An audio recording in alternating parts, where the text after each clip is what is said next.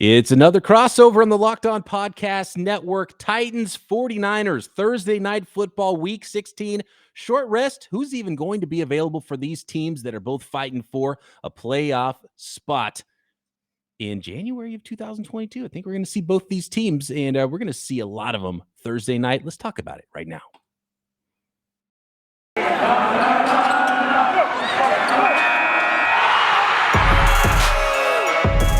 You are Locked On 49ers, your daily San Francisco 49ers podcast, part of the Locked On Podcast Network, your team every day.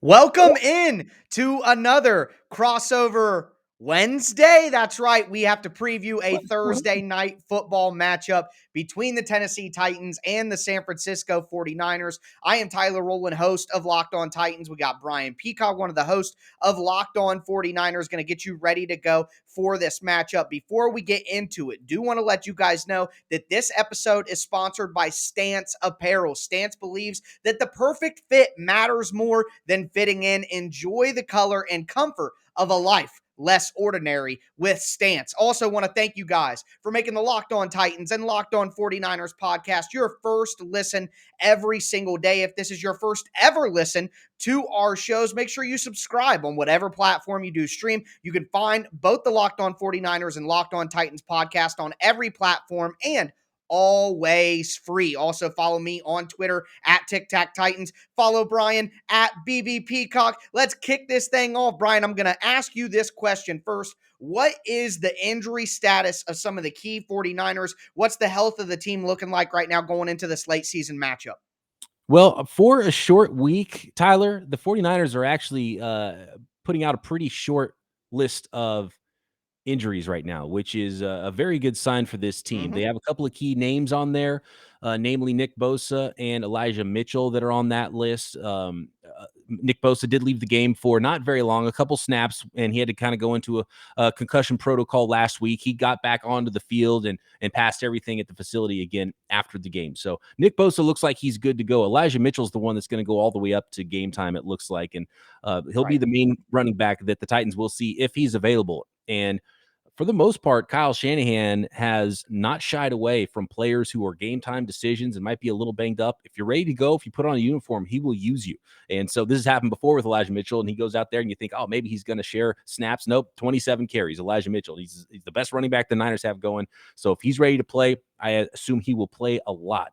But it is a short week, and he wasn't ready to go last week. So we'll see. That probably goes up to game time. Jaquiski Tartt, strong safety for the 49ers, day-to-day with an ankle injury. Like Bosa, he left the game briefly last week, came back. So we'll see if that gets worse on him. He might not play, but he's going to be probably a game-time decision. And his backup at strong safety, the rookie from USC, Talanoa Hufanga, who's been a nice player for the 49ers. He's also got a sprained knee and is probably a little bit less likely than Tartt is to play. So the 49ers could potentially be down to their third strong safety, which would be Tavon Wilson in that case. So that's what they're looking like with the injury report. One really key player, Emmanuel Mosley, cornerback, is still out, and the 49ers don't expect to get him back maybe the last week of the regular season and hopefully for the playoffs if they do make it into the playoffs, which looks pretty good for them right now. But that's a much shorter injury report than the 49ers had this time last year. So I guess that's good news going into a short week. But travel is always rough on these Thursday games, so it's going to be an interesting one. Yeah, no, and I agree. And one thing that people don't think about, not only is it a short week, but some of that time, when you're talking about a week as short as Thursday Night Football presents for teams, and then you have to travel from the West Coast all the way over to the east side of the country, that is valuable time getting on the plane, being on the plane, getting off the plane, on the bus to the hotel. All that's valuable time that, teams would typically spend preparing or nursing their injuries, rehabbing, all that stuff. So that matters a lot too. And it's funny that you mentioned that the 49ers are kind of in a better spot injury-wise than they've been in quite some time. The Titans are in a similar spot. While the injury list is still very long, the Titans have had a historic number of injuries this year. So right now, just having the people that they have on the injury list, it's 1, 2, 3, 4, 5, 6, 7, 8, 9 people. That's about the smallest injury list that they've had, an injury report that they've had all season. And you talked about some injuries in the secondary, at cornerback, and at safety. Well, that kind of goes perfectly with the injuries that the Titans are watching the most, and that's at wide receiver, because Titans star wide receiver A.J. Brown, who's been on IR for a month, he was designated to return on Monday. So he got back to practice, and he's practiced in full.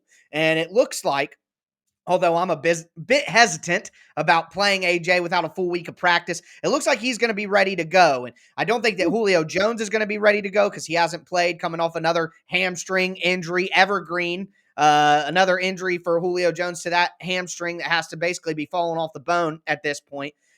So the Titans will probably be with A.J. Brown, will be without Julio Jones, but outside of that, Titans starting left tackle Taylor Lewan hasn't practiced 2 days in a row with a back injury, but I have a feeling that he's going to play in that game. The Titans will probably be without their starting inside linebacker David Long, but with the addition of Zach Cunningham and then normal starting inside linebacker Rashaan Evans coming back 2 weeks ago and playing some good football recently, the Titans are probably good to go at inside linebacker with a trio of Jayon Brown, Zach Cunningham, and Rashaan Evans. So generally speaking, the Titans are in a pretty good spot if they do get A.J. Brown back. If he doesn't come back and they decide to wait until next week for him, then it's going to be really tough sledding for the Titans. But with A.J. Brown back, they definitely have a chance to be healthy enough to compete in this game. So that's where things kind of stand. From the Titans side of things, we're going to continue breaking down the game, talk about some positions to watch, some matchups to watch maybe, get a little bit more acquainted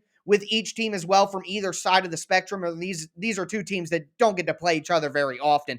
Before we continue the conversation, though, I do want to tell you guys about On Location. Super Bowl 56 is at SoFi, and it's less than 100 days away. And On Location, the official hospitality partner of the NFL, is the only place to score a once-in-a-lifetime Super Bowl ticket and experience package. Select your exact seats and choose from elite experiences featuring an exclusive pregame celebration with NFL legends, 5-star LA hotels, and food by the great Wolfgang Puck. Visit onlocationexp.com/SB56 for more information, or you can search Super Bowl On Location. That's On Location, exp.com/SB56, or search Super Bowl On Location. All right. Crossover, 49ers, Titans style Thursday night football. Doing it early for you guys. It's actually to pull the curtain back a little bit. It's Tuesday evening as we record this podcast. So there might be some late news breaking with who's going to be available on a short week and stuff like that. But look, it's the holidays and we're breaking this thing down, and we're getting it done early so we can get it out to you guys on YouTube and on your favorite audio platforms here. I did not like one thing you said a little bit earlier, Tyler, and that was that A.J. Brown might play in this football game, because I was watching the Titans in recent weeks thinking, okay, we're hitting the Titans at the perfect time. If you're the 49ers and you're looking for a good matchup, no Derrick Henry, no Julio Jones, no A.J. Brown. It's been a very different team without those guys. And I was looking at some numbers earlier, and the first half of the season, the Titans offense was scoring something like 28.5 points per game, and it's all the way down to 19-something points per game. And that's a huge drop in the NFL, to drop 10 points per game on offense. And it's been tough. Points have been tough to come by. Even with Foreman last week rushing for 100 yards, it was still not an easy situation for Ryan Tannehill and the offense to move the ball. So, look, if you get A.J. Brown out there, and I'm sure they're going to put him on the rookie Ambry Thomas, who's in there starting at left cornerback now with the Emmanuel Mosley injury, that's a matchup I do not like, and I'm sure a matchup that the Titans will go to often. And I want to talk about the guy who's going to be throwing the ball to A.J. Brown if he is indeed playing. How has Ryan Tannehill looked, and has it been as tough as it looked from the outside for him to sort of put the team on his back, lacking all these weapons? And it sounds like he's maybe taken some heat, and maybe some unwarranted heat, trying to do it all by himself, leading that Titans offense. Well, I think the conversation around Ryan Tannehill has been incredibly toxic within the Titans community over the last few weeks, and losing will do that. But I think that there are certain realities that are bigger than just Ryan Tannehill, realities about the NFL. And the reality of the situation is, as you guys in San Francisco know very well, there are about 5 elite quarterbacks in the NFL that are going to be able to carry an offense for a couple of weeks without their studs, the Pat Mahomes, the Tom Brady's, the Aaron Rodgers of the world. And even Tom Brady, we saw in his last game, he lost his top running back and his 2 top wide receivers, and they didn't score a point. A little more Okay. difficult.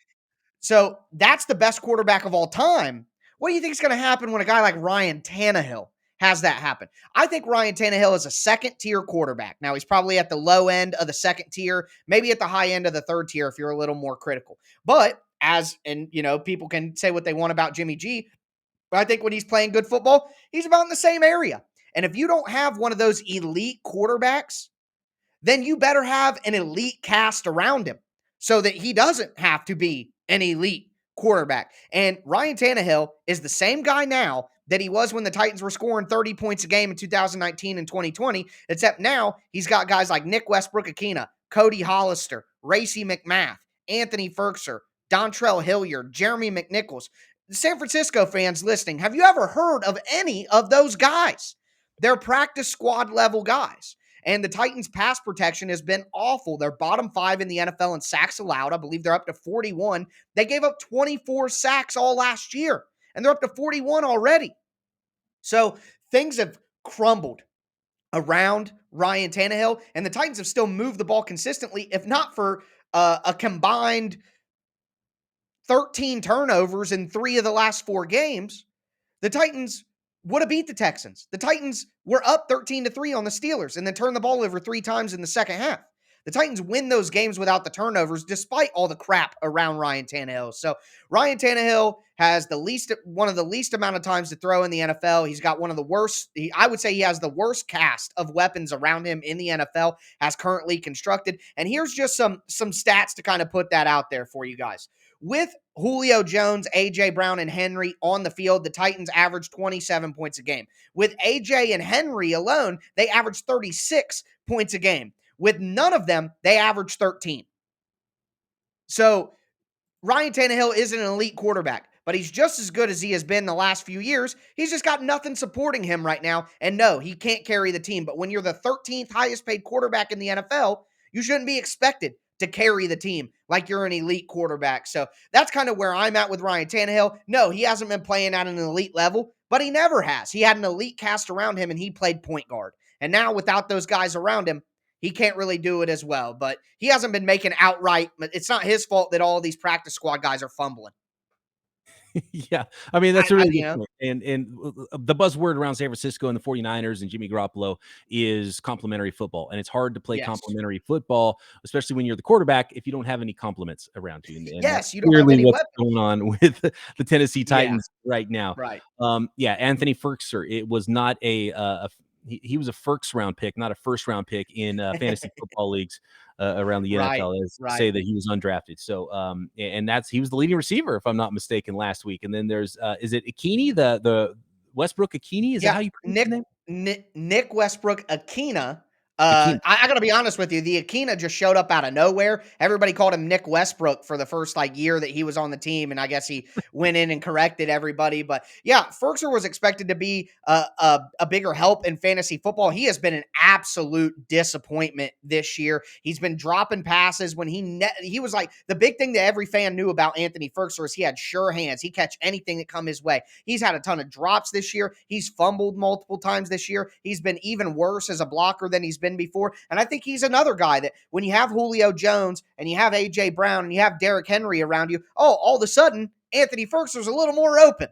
But without those guys, they're like, we're not letting that guy win. We'll let Cody Hollister, who the Titans picked up off the street 3 weeks ago, we'll let Racey McMath, an undrafted free agent rookie who's really only a special teams player, we'll let those guys catch the ball, and we'll guard Anthony Ferkser over the middle. But he hasn't played well either, so it's been a little bit of a disappointment. But again, if the Titans get A.J. Brown back in this game, just one of those guys. I mean, going off the numbers that I was telling you earlier, when the Titans just have A.J. Brown in the lineup, they at least score 18 points a game above the 13 that we talked earlier. So if he plays, it just totally changes what the Titans are able to do on offense, and it looks like he's trending to go that way. I wanted to ask you about a wide receiver on the 49ers, Devo Samuel. He has just been a do-it-all weapon, practically a running back. And I'm going to say this, and Titans fans aren't going to like it, but Deebo Samuel is who Titans fans think A.J. Brown is. Wow. That's the facts of the matter right now. You're gonna get Deebo, some heat on that, and I I don't think I am. 49ers fans will fight you on that. Deebo's been unbelievable this year. In his 3rd year, really taking that next step, and he's been kinda dogged by Mhm. injuries his first couple of years. You knew all the way Right. back in South Carolina he was gonna be awesome with the ball in his hands. He's a really good Right. dynamic player with the ball in his hands, but what's blown me away, so all the wide receiver stuff I'm not really surprised about, and Crocker and I earlier this offseason kind of warned fans, like, well, pump the brakes a little bit on Brandon Ayuk. He's not just ordained to be this number 1 wide receiver. Deebo Samuel's Right. pretty good in his own right, and that's even more so than I expected. That is definitely what's come to fruition here in the 2021 season, and him being healthy has been huge, aside from one game.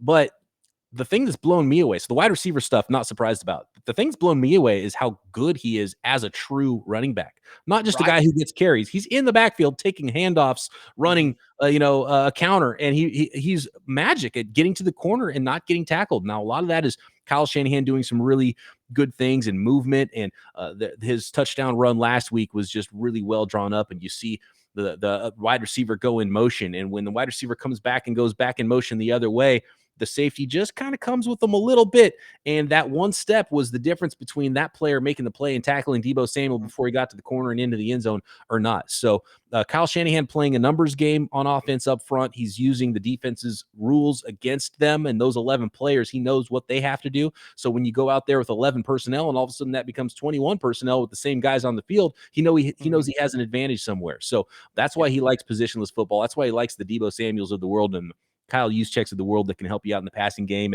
And Right. George Kittle obviously is one of the best tight ends in the NFL and is on a historic run the last 3 weeks, even though he was a little bit disappeared from the game plan at the first half of the season. So right now, the 49ers offense is really hitting. The 49ers defense is really hitting, and Jimmy Garoppolo is playing some efficient ball. And it all came together last week against a team that I think wasn't as good as their record in the Atlanta Falcons. I'll grant you that. But if they play a complete game like they did last week, they're a pretty tough team to beat right now. And Deebo Samuel is really the magic sauce in all of that on offense.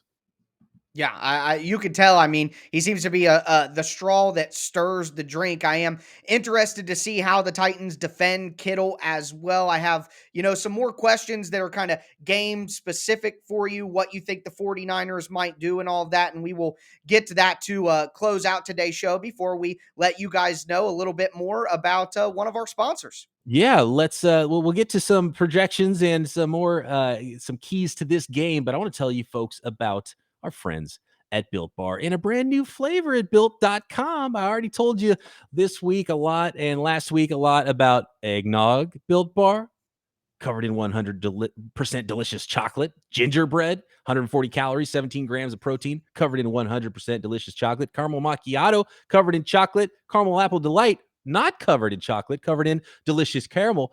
The newest flavor at built.com, though, candy cane brownie bites, only 70 calories per brownie bite with 8 grams of Ooh. protein and only 3 grams of sugar. So get the best of both worlds. Have a high protein treat that's low in sugar, delicious and healthy all at the same time. And you can get a 15% discount on those Built bars at built.com. Go to built.com, use promo code LOCKED15 and get 15% off your order. That is promo code LOCKED15 for 15% off at built.com. All right. I think I have a good feeling, Tyler, in this football game, how things are going to go when the Titans are on offense and the 49ers are on defense. I think it's much more interesting on the other side of the ball with the Niners on offense and the Titans on defense, and a guy who's Mhm. not getting talked about nearly enough nationally in the middle of that defensive line for the Titans. And if the Titans can take away the running game from Kyle Shanahan, how does that start to look if you put Jimmy Garoppolo in a bind? So tell me about that line, Simmons. I really liked Harold Landry coming out of college. He's having Yep. a career season for himself right now. Future Mhm. 49er. Probably they'll sign him in the offseason. Sorry, Titans No, fan. you can't Um, have him. that should have been that should have been the move the Niners made when they traded up for Dante Pettis. They should have gone 2 picks higher Yeah. and gotten Harold Landry. I don't know what the hell they were thinking. They needed an edge Yep. player. He fell all the way there in the second round. But anyway, yeah. Tell me about that run defense and how you think the Titans will defend those 49ers. Well, the Titans had a couple things happen in recent weeks that really has taken their run defense to another level. So the Titans have allowed 43 rushing yards in the last 2 weeks. And the big things that happened here was linebacker Rashaan Evans, Rashaan Evans probably not going to be a Titan next year. They're going to let him go. They didn't pick up his 5th-year option, which is fine. He's an early down linebacker, but he's pretty decent early down linebacker. He's real aggressive, will shoot the gap, play with physicality. And not only did they get Rashaan Evans back after having him injured for a month or so, they signed Zach Cunningham off waivers from the Texans, last year's leading tackler. So when you have a defensive line with Danico Autry, Jeffrey Simmons, Bud Dupree, who just came back from IR last week against the Steelers, Harold Landry, even their rotational guy, an interior nose tackle, an undrafted free agent, Naquan Jones, has been fantastic in recent weeks. I do a ton of film work and a ton of film study on Twitter. If you're a 49ers fan, you want to see what you're up against, go to my Twitter account, check those out. Jeffrey Simmons, though, is the star. And he bench presses people on the weekly. You should see the hit he put on Pat Freiermuth this week. Unreal, the physicality and aggression and athleticism that he plays with at 6'5", 300 plus. It's just really impressive to see the stuff that he does every week. So it starts with Simmons dominating his matchup up front. Harold Landry and Bud Dupree, incredibly physical, set a great firm wall. And then the Titans have guys like Zach Cunningham and Rashaan Evans and even Kevin Byard at the safety position. Elijah Molden, who's actually going to miss this game on COVID, but he's their slot cornerback on early rundowns, and he plays with great physicality, a rookie out of Washington who people up in the Northwest might know. So when you have all those elements, you have people flying around at the second level, but then you have dominant, strong guys up front. I do think it's going to make it tough for San Francisco to run. And I was going to ask you, what do you think the 49ers do if they're unable to really get that run game going? Let's say the Titans limit them to under 100 yards rushing, around, 90, 88, something in there. What do you think the plan then would be for the 49ers after that? Well, the plan will be to find whatever way to get their space guys in space. So, and that's kind of, I think that's one of the big reasons why Deebo's kind of playing running back anyway, when you don't have your starting running back out there. And Jeff Wilson's a good player and he brings some thump, but he doesn't have as much speed and breakaway ability as some other Shanahan running backs have had in the recent past. So bringing Deebo back there adds some speed, gets him out on the edge and gets him a little bit more in space. And when Deebo's a receiver, that's his game, short catches, make him go long. George Kittle, same way. And then that's probably where the 49ers will go to. If they're not getting anywhere in the run game, they're going to try to get, and they'll probably already be trying to really get outside of Simmons and make him less of a factor. And then spread things out and get their playmakers on short catch and run stuff. Jimmy's been really good on third downs, but those third downs have been pretty short recently because they've been able to run the ball. If those are third and longs instead of third and shorts, that might make life pretty difficult for the 49ers. And to be honest with you, Tyler, looking at this game, and we do have to make some predictions in this game, hearing you talk about the Titans defense and with the way the 49ers defense has played recently and how banged up the offense is for the Titans, Niners favored by 3.5 on the road on a short week on a Thursday night game makes me worried a little bit. That's an away team that's only 8-6, and the Titans have a better record overall than the Niners still. And the Titans are 5-2 at home, even though the Niners are 5-2 on the road and have been road warriors this year. The road favorite scares me a little bit, but the more I talk about it, the bet to make is the under, right? 44.5. Yeah, I'm not sure if that's low enough because it sounded like points are going to be really hard to come by on Thursday night. And those Thursday night games start traditionally pretty slow too. These guys are and banged up, and it takes their bodies aren't ready. Full bones going. Yeah, absolutely. I think it could be pretty low scoring. I mean, I even think that we could see like 17-16, 20-17, somewhere in there, 21-17. I think that's absolutely a possibility. I guess, to kind of get us rolling here, get us rolling to cap off the show for a prediction. I've been really back and forth on this because, with what the Titans have going with their offensive weapons, it's just destitute. And what really scares me is something we didn't hit on. The Titans' offensive line has been god-awful. I mentioned earlier 41 sacks, but 52% of Ryan Tannehill's dropbacks, he's had less than 2.5 seconds before the pressure is on him. It's pretty wild.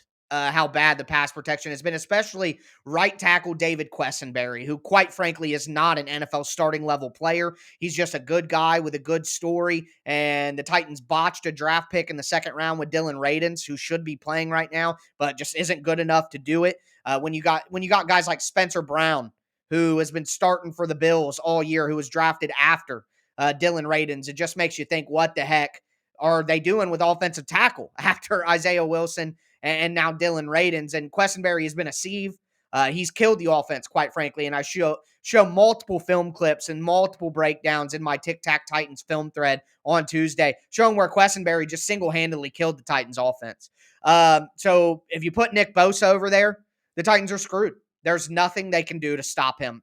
They've tried to chip tight ends. One play, the Titans used a tight end to chip TJ Watt, and Quessenberry still was late to get to Watt, and Watt destroyed Tannehill. Like, they gave the man a chip, and he still couldn't touch his assignment. So you put Nick Bosa over there, and it really makes me worry, regardless of whether A.J. Brown is back. So with that in mind, if I had to give a prediction, I don't see the Titans scoring more than about 10 points in this game, considering that. So I am going to go 16-10. San Francisco wins the game. Ooh. 3 field goals, 1 touchdown. They'll get that 1 touchdown off a Titans' inevitable turnover. So 16-10, 49ers. That is a drag them out, and that is a Thursday night game that we've seen too many times, and it's why I think those Tuesday night games should become, or those Thursday night games should become Tuesday night games. I think it'd be better for the league overall, and not having Right. a problem watching these Tuesday night games that are actually happening over there right now as we're doing this Right. podcast. Yeah, Bosa has been moving around this year a lot more, and it's basically up to him where he wants to go. And so I imagine he's watching the film and seeing that. And not only Quessenberry maybe not being a starting caliber player, he's not a tackle anyway, right? Like, so that's just a rough assignment for him back to back to go against TJ Watt and now Nick Bosa. And I'm sure he'll be over there quite a few times. And Bosa's been doubled and chipped, but his motor doesn't stop, and he still has 15 Right. sacks in the year. So that's going to be a heck of a matchup. And I really like how the 49ers are strong up the middle at linebacker and safety with some really good veteran players there to match up against a non-A.J. Brown type receiving group, for the Ferksers of the world. And so Right. I think that does match up well.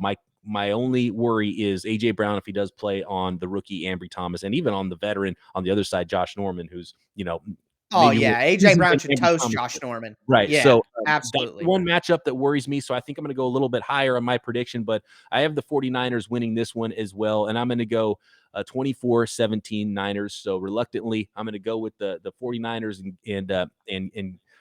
and give up those 3.5 points if we're betting on this thing. But man, I think the under's a stronger bet than the over here, and it's going to be a knockdown, drag-out fight. Two teams that want to play things the same way. Before we go, Tyler, I just want to say, I believe that Derrick Henry got hosed in MVP voting last year, and I think it's a shame that it's a quarterback award because Derrick Henry probably deserves it, and I think this year we're seeing why he deserved to be the MVP last year.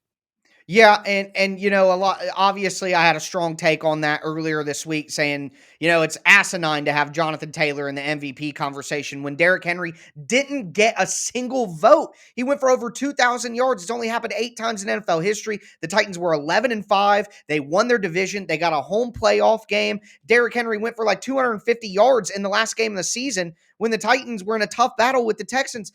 It's just absolutely insane that Derrick Henry didn't even get, I'm not saying he has to win, but he didn't even get a vote.